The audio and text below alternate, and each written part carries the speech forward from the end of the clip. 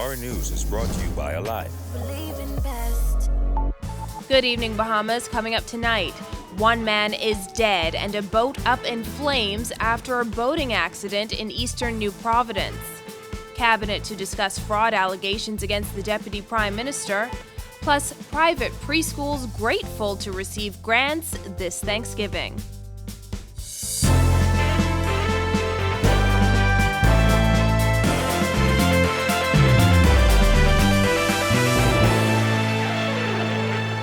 Welcome to Our News, and thanks for joining us. I'm Christina Dragovich. Topping news tonight, Prime Minister Dr. Hubert Minnis breaking his silence on the controversy being faced by Deputy Prime Minister Peter Turnquest. Minnis telling reporters today that Cabinet will discuss the matter. Jasmine Brown reports. The Prime Minister addressed those pressing concerns about the Deputy Prime Minister here on the sidelines of an Access Accelerator ceremony where he says the matter has not gone unnoticed by Cabinet. The Prime Minister's comments come amid calls for the Deputy Prime Minister to resign over allegations of fraud contained in a recently filed writ by two companies he was a director for. Asked whether there are any plans for local authorities to launch an official investigation into the claims as called for by former PLP Cabinet Minister Damien Gomez, Minnis said this. No, it's a court matter right now, and Cabinet is deliberating on it, and we'll get back to you as soon as Cabinet completes our deliberation and discussion. Pressed further on whether he is concerned about the legal drama, Minnis responded. Let me say again that Cabinet is deliberating on it, and as soon as we're completed, we'll get back to you. There have been calls by the opposition for the Deputy Prime Minister to resign from Cabinet over accusations made against him by two companies, alleging his involvement in a reported $20 million plus fraud scheme. Turnquest has not commented on those calls for his resignation, but previously denied the claims. Meantime, the Prime Minister is insisting he is not concerned that scandals like the one surrounding Turnquest reflects badly on his administration and their chances in the next general election. I think the people know exactly what we're doing. The people know our heart. The people know the challenges we face. Reporting for Our News, I'm Jasmine Brown. Thanks, Jasmine. Well, opposition leader Philip Davis suggesting Prime Minister Dr. Hubert Minnis is simply pushing the can down the road by telling reporters that his cabinet will deliberate on the controversy surrounding the Deputy Prime Minister. He spoke with Berthany McDermott. Deliberating over matters such as these really just pushes the can down the road. On the heels of the Prime Minister's announcement that Cabinet will deliberate on the matter involving Deputy Prime Minister Peter Turnquest and allegations of fraud listed in a recently filed writ, opposition leader Philip Davis said he feels Dr. Hubert Minnis should have addressed the matter sooner. And to just only now be deliberating with his Cabinet colleagues speaks to his own character and speaks to his own willingness to be accountable and transparent. And as I pointed out, it has been revealed today that at the very least, these issues were bubbling up for quite some time. While Turnquest is not named as a defendant in the legal action, accusations were made against him by two companies alleging his involvement in a reported $20 million plus fraud scheme. Davis isn't the only one who feels Turnquest should resign. Former Minister of State for Legal Affairs Damien Gomez says a resignation is in order to preserve the country's reputation. It will continue to be a distraction. It will continue to call into question his stewardship as the Minister of Finance, and recognizing that this country's well-being is often tied to worldview of us. We will not be looking good in the eyes of the world. Reporting for Our News, I'm Berthany McDermott. In other news, a man died tragically this afternoon after a boat he was traveling in crashed into an object, ejecting him and two other persons from the vessel and into the water before crashing on land in Yamacraw Shores and becoming engulfed in flames. Firefighters and police officers raced to the scene, and the flames and smoke could be seen from quite a distance. Police press liaison ASP Audley Peters says the men were returning from a fishing trip at around noon when the incident occurred. The vessel itself struck an object, ejecting the three males from the vessel. Unmanned, the vessel proceeded on where it ran aground on Yamaruqua shores and was eventually damaged by fire. The fire department came and extinguished the vessel. A short time later, we received information that 3 males were in the water. One of the marine units responded and fished a male who was unresponsive from the water. Peter says the other 2 men were rescued from the water and seem to be in fair condition. He added police are awaiting the results of an autopsy to determine the man's exact cause of death. He says 2 of the men were Caucasian while 1 was black. The boat ended up in a nearby yard after it ran aground. Its burnt remains settled just a few inches from the homeowner's walls. Neighbor Stephen Nold says 1 more turn and that boat could have ended up in his yard. It's my neighbor, so 1 more turn, it could have very well been where I live. These things happens. We don't always know how they take place. Luckily, no one was in the yard or even passing the beach. I normally traffic this way with my dogs, and so thankful that nobody was in the path. Well, a bill seeking to create a permanent voter register could be tabled in Parliament as early as Wednesday, according to Prime Minister Dr. Hubert Minnis, who was asked about rumors the general election could be called as early as next year. The election is due on, I think, May 2022. That's what I know. So election is not due till May 22. So they can talk whatever they want to. That's when it's due. As it relates to the bill, Minnis explained why his administration is seeking to create a permanent voter register. We're bringing the bill to Parliament, I believe, this week. If not this week, definitely by next week. But I'm hoping that we'd be able to table it on Wednesday. This bill would keep the names on the register to be permanent, and only new names are added, and at the same time, throughout the year, you can purge the register in terms of those individuals who have died or moved to some other destination outside the country, live abroad, etc. Clear skies outside our studios this evening. Here's Greg Thompson in the weather studio with a little preview. Greg? Thanks, Christina. I'm meteorologist Greg Thompson with your first look at weather. Current conditions outside our studios. We are under partly cloudy skies. Those breezes are picking up. Temperature at 78 degrees Fahrenheit. Your winds are out of the north at 10 knots, all ahead of a frontal boundary that's getting in here. Feels like temperature at 78 degrees Fahrenheit. Satellite view across the area. As I mentioned, the frontal boundary across the northern portion of the Bahamas sweeping into our area, bringing us some isolated showers. We do have a low pressure system to the east of the islands that's expected to move away from us. That's your first look at weather. Your extended forecast is still to come. Still to come on Our News, a grieving mother is left with questions after her daughter is killed. Plus, why Bahamians are being asked to spend the holidays at home. Stay with us. This is a huge deal. NFL Sunday Ticket is back, only with Rev Trio. All day football, all day Sunday. Enjoy all the benefits of Trio with a huge extra. Never miss a game with NFL Sunday Ticket, included in your Rev Trio bundle. All you have to do is opt in. TV, phone, and internet starting at just $99. Call 601-8992 to sign up now. Visit www.rev.bs/promotions for details.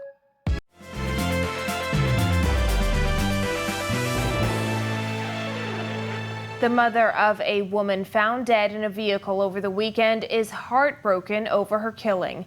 Jared Hicks tells us more. Family members tell Our News the woman who was found shot to death alongside another man in a vehicle is 38-year-old Doreen Mortimer, a government employee. I got a house phone and I was out there calling the police. And then I broke down and cried. According to police, Mortimer and a man were discovered dead in a silver Dodge Neon with gunshot injuries around 6:30 Saturday morning. Mortimer's mother, Agatha Green, says she found the bodies. When I went to the car, I touch her and I shake her and no response. The 64-year-old says her daughter made dinner the evening before and left home promising to come back. That was the last time she saw her alive. When I came, she was taking up her food and carrying it over there to him. And she gone and she take up her phone and said she was going to come back. And she never came back. Said, Mommy, I coming back. She never came back. Green described her daughter as a loving person who always helped people in the Ida Street community and on her job. She says she didn't have children of her own, but she loved them all the same. She was a beautiful person. She had a lot of potential. She's helped people. One time when she had a car, she used to take all the neighbor children and get them to the show. The grieving mom says her daughter was found in the front seat of that car while the other man who was killed was found in the back seat. She and others say that the man didn't have any family around and that he used to sleep in that vehicle. But Green described the man as a friend of her daughter, adding that at one point he lived under her roof. With her daughter gone, the woman is left with questions and memories. Her smile, she always say, "Mommy, me that might have a little difference." But she still come and kiss me and say, "I'm sorry," you know. Reporting for Our News, I'm Jared Higgs. Thanks, Jared. Well, a 20-year-old man today charged in the magistrate's court with a recent murder on Peter Street that left a teen boy dead and 2 others in hospital. Omar Daniels of Windsor Lane was charged with the November 4th murder of Dwight Williams and the attempted murder of Laurent Harrison and Kareem Maynard. According to police, a group of men was standing in front of a Peter Street residence when a small Japanese vehicle pulled up. 2 men exited the vehicle armed with handguns and opened fire, killing one of the men. In court today, Daniels was not represented by a lawyer and was not required to enter a plea to the charges. He has been remanded to the Bahamas Department of Corrections, and his case will proceed by way of a voluntary bill of indictment. He returns to court on February 3rd. Outside the court complex, bystanders lined the fence screaming "Freedom" and "Hold your head up." And Prime Minister Dr. Minnis went off the cuff speaking at the Bahamas Mortgage Corporation's new office opening ceremony today, urging Bahamians against gathering for Thanksgiving. Minnis says Bahamians should celebrate Thanksgiving in their homes. Minimize your travels to partake with others. As rather than giving your friends, neighbors, or colleagues a gift of Christmas, you may possibly give them a gift of COVID, which can be extremely dangerous and detrimental.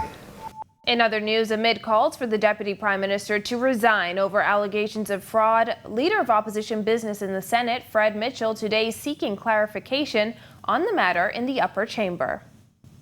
Is the government aware that the legal firm that filed CLE 101128 in the Supreme Court, in which one Kevin Peter Turnquest is named and alleged as a conspirator who defrauded a foreign investor in excess of $20 million, is Scott & Co.? 2, is the government aware that the firm Scott & Co. is the firm of Michael Scott QC? 3, can the government confirm that Michael Scott QC is the one and the same Michael Scott, who's the chairman of the Hotel Corporation and responsible for the sale of the Grand LeCunn Hotel in Grand Bahama? Last Thursday, Mitchell raised questions in the Senate on whether the government was aware of the writ and whether officials intended to make a formal statement on the matter. Today, Attorney General Carl Bethel responded. The answer to that, all of that is yes. You have given your answer. The answer to all of that is yes. So you'll be able to confirm it next week? No, maybe someone else may confirm these things next week. From my knowledge, Scott & Co. is Michael Ross Scott, and Michael Ross Scott is playing a role in that. Good. I'm happy that you're able to confirm that. It's now time for tonight's Financial Market Minute, brought to you by Royal Fidelity, your local investment bank.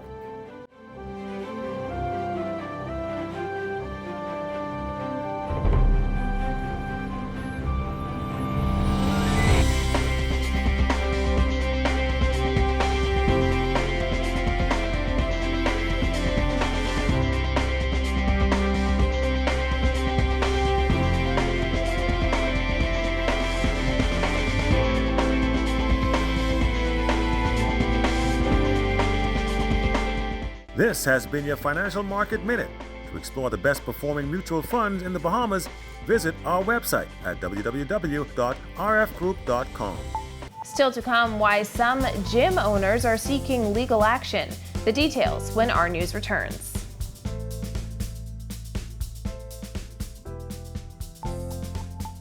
Just when you thought the year would end dry, Rev came through with Magic and Holiday Chill. Our cashback will double, making more spirits rise, with chances to spin and with a dope random prize. The rules are quite simple. You can find them online. Just sign up for Trio and pay your Rev bill on time. Our grocery store dash is sure to bring smiles as 16 lucky winners tear through the aisles. Call 601-8992 or visit rev.vs/promotions to find out how you can win with Rev's Field of Magic giveaway. Rev, you and us, together.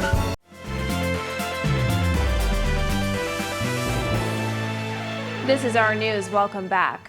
After being forced shut for more than 7 months with little to no communication from the competent authority, several gym owners are prepared to take the matter to court. Kyle Joaquin has their story. At this point, there's not much else that we could do. We've written in, we get no response. We've done videos, we've done petitions, we've formed an alliance, and none of us are being heard. It's been a rough 8 months for these gym owners who were ordered to close their doors in March due to the COVID-19 pandemic. They were allowed to reopen for just over a week in July and for 10 days in September before gyms were closed once again. And after repeated attempts to discuss a safe reopening with the competent authority and health officials failed, several gym owners are now preparing to take the matter to court. Being taken, I just feel like we have no rights at all as business owners right now. And it's hurtful at this point. Several gym owners have retained the services of CML chambers. In the meantime, they continue to make a plea for not just open dialogues, but the ability to make a living the way they know how. No type of explanation, no type of recourse, no type of ability to plan our future. Don't know what decision to make, whether we should move ahead or hang on or, just no answers. Nothing's coming in from the revenue stream, but, either you swim or you drown in this country. Now, these gym owners say what's interesting is that when they are allowed to reopen, they will basically have no new money coming in, as they will have to honor memberships that were paid for back in July and September when they were allowed to open for only a few days. We could fit 8 outside comfortably. And then inside, we've also done the same thing, but inside we're probably going to put on some masks. So if you don't want to wear a mask, then we could come outside in this space. During an address 2 weeks ago, Prime Minister Dr. Hubert Minnis said health officials were still deciding on the safest way for gyms and spas to reopen. But with little to no communication, these gym owners question whether whatever decision made will be adequate. Though you may be saying that to think about it, but us being in the dark, when these things are in place, the question then now leads us to think about, is it going to be good enough? Is it going to be enough to allow us to survive? For Our News, I'm Kyle Joaquin. Thanks, Kyle. Tonight in sports, the Bahamas national basketball team is set for competition. Marcellus Hall has the details. Well, welcome to Sports Monday, everybody. I'm Marcellus Hall. As you can tell from the background photo, we do have some basketball news to talk about. That's because our men's senior national basketball team, sponsored by Bahama, set to leave town. Let's take a look at some information you need to know. The Bahamas Basketball Federation naming its senior national men's team that will head to Indianapolis. They'll compete in a home and away series that will hopefully lead to qualifying for a number of major tournaments next year. Named to the squad are Deshaun Taylor, Godfrey Roll III, Jerron Cornish, Ahmad Pratt, Nishad Mackey, Michael Thompson Jr., Willis Mackey, Quentin Smith, Eugene Bain, Tavario Miller, David Nesbitt, and Robert Nortman. Squad coached by Golden State Warriors assistant coach Chris DeMarco. From the track and field beat, St. Augustine's College senior Anthea Charlton headed to the University of Kentucky on a full athletic scholarship. Charlton is one of the top junior female athletes in the country. And to the NFL, where Monday Night Football will wrap up Week 11 of the season this evening. On the agenda will be a matchup between the 6-3 LA Rams, led by quarterback Jared Goff, second in the NFC West, taking on the 7-3 Tampa Bay Buccaneers, and of course quarterback Tom Brady. Buccaneers are second in the NFC South. Let's take a look now at your Sunday scoreboard in from yesterday.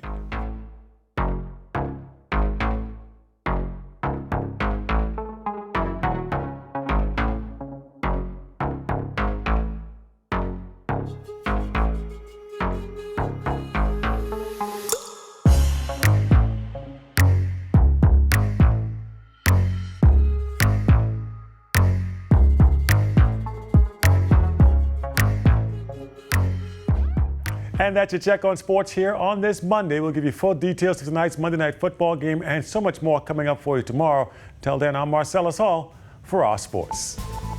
Still to come, meteorologist Greg Thompson is back in studio, plus 36 privately owned preschools benefit from much-needed grants. Stay with us. Just when you thought the year would end drought, Rev came through with magic and holiday cheer. Our cashback will double, making more spirits rise, with chances to spin and with a dope random prize. The rules are quite simple. You can find them online. Just sign up for Trio and pay your Rev bill on time. Our grocery store dash is sure to bring smiles as 16 lucky winners tear through the aisles. Call 601-8992 or visit rev.bs/promotions to find out how you can win with Rev's Field of Magic giveaway. Rev, you and us, together.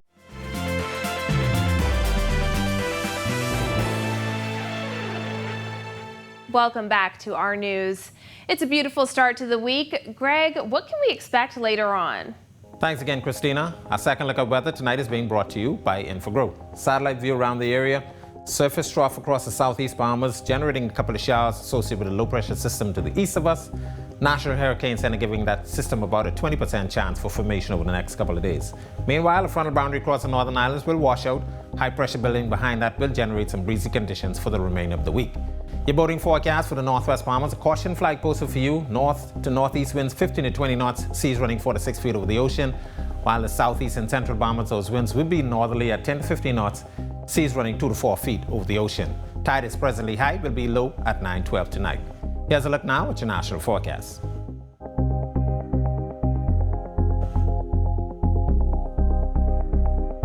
And now a look at your extended forecast through Saturday.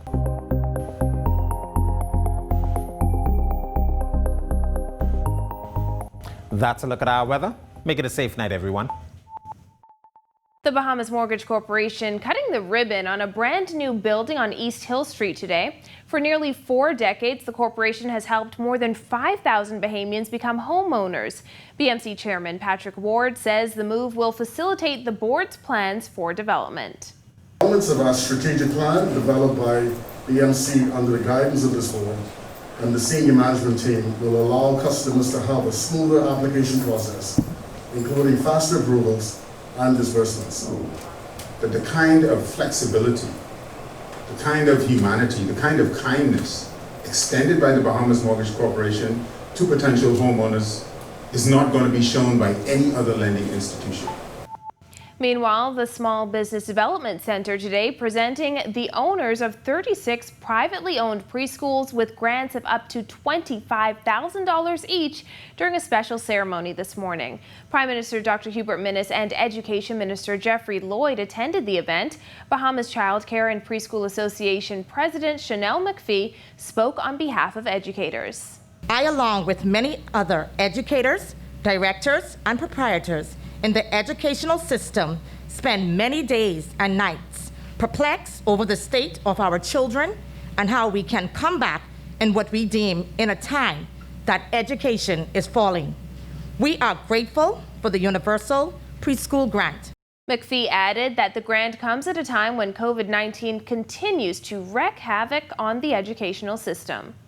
Through the Small Business Development, I've received a certificate, the course that empowers us to be better businessmen and women, informing us about 1, why education needs entrepreneurs, 2, how to develop business ideas, 3, the core of a business, and 4, expenses and costs, how to spend money, which is most crucial, especially during this pandemic. The Prime Minister says the grant program is in line with his administration's vision for universal preschool education. That does it for us tonight. Thanks for joining us for Our News. On behalf of the entire team, I'm Christina Dragovich. We'll see you right back here tomorrow night. Have a beautiful evening, Bahamas.